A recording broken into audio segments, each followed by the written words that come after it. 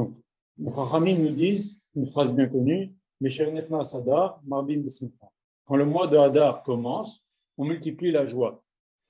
Alors, que veut dire on augmente la joie? De quelle joie nous parlent nos Chachamim? C'est quoi? C'est boire du vin, c'est danser, le carnaval de Rio, c'est quoi? C'est rigoler non-stop, c'est quoi la joie dont nos Chachamim nous parlent? Quand ils nous disent multiplier, on va multiplier la joie. Le Rav nous dit également que, qu'est-ce que ça veut dire on augmente la joie? Qu'est-ce que ça veut dire on augmente? Alors, le Rav nous dit déjà, le sens simple de augmenter, ça veut dire que chaque jour, on rajoute sur la joie du jour qui précède, et le lendemain, encore, on rajoute, c'est ça, augmenter. Pendant tout le mois de Hadar, chaque jour, on augmente, on augmente, on augmente.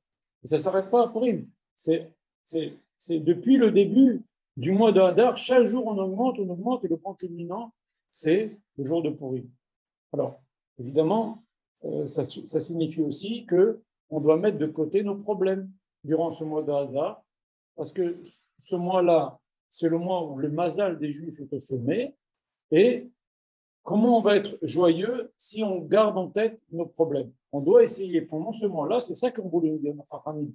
On augmente la joie, mets tes problèmes de côté pendant 2 semaines et augmente la joie. C'est ça que nous demande notre famille.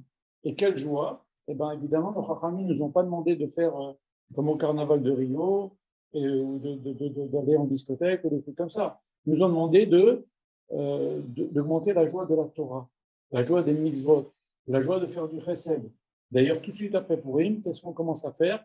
On commence à s'occuper de Kimcha de Pessah, de faire en sorte que les Juifs puissent avoir de quoi passer un Pessah dignement. Donc, c'est quoi cette joie dont on parle? C'est la joie de la Torah, la joie de l'étude, la joie de faire les mitzvot, la joie de faire du chesed. C'est de cette joie-là, bien évidemment, que nos Chachamim ont voulu parler. Donc, en fait, qu'est-ce qu'il y a de spécial pendant cette période-là? Pourquoi il faut augmenter la joie? Parce que durant ces jours-là, on a la possibilité, grâce à la joie, d'éliminer les choses mauvaises, les gens mauvais qui se lèvent contre le peuple juif. Et on raconte une histoire, le Rav raconte une histoire dans un de ses livres, qu'à l'époque d'un Rav qui s'appelait Rav Naftali Katz, qui a écrit un livre très fort qui s'appelle Smirat Chachamim, le roi du pays dans lequel était Rav Naftali Katz avait un très grand problème.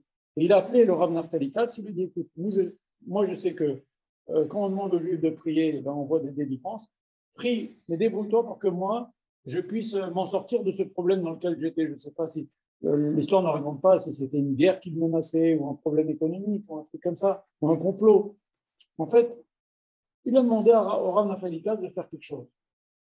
Et qu'est-ce qu'il a fait le roi? Il a envoyé aussi des espions pour voir ce que le Rav Naftali Katz allait faire. Et comme c'était durant le mois d'Adar, eh ben, le Rav était joyeux, il chantait, il était content, il faisait des sédudotes. Comme nous ont dit, Simcha Shek Mitzvah, il était toujours de très bonne humeur. Et les espions étaient étonnés parce qu'ils s'attendaient qu'ils réunissent les Juifs dans la synagogue, qu'ils les convoquent, qu'ils leur disent c'est très grave, il faut absolument compris pour aider le roi, savoir ce qu'il a décrété contre nous. Non, pas du tout. Il était joyeux, il était tranquille, il était dans sa maison, il chantait, il était content, il étudiait, il était de bonne humeur. Et voici que le problème du roi se règle comme par enchantement. Alors le roi appelle les espions, ils lui ont demandé qu'est-ce qu'il a fait. Est-ce qu'ils ont prié les Juifs? Non, il n'y a rien de spécial.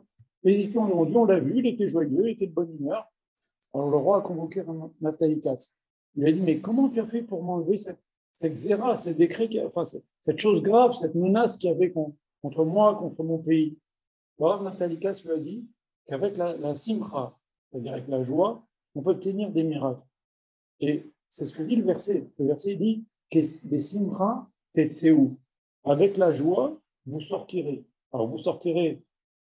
On peut parler aussi de la délivrance qui va bientôt Bezrat Hashem.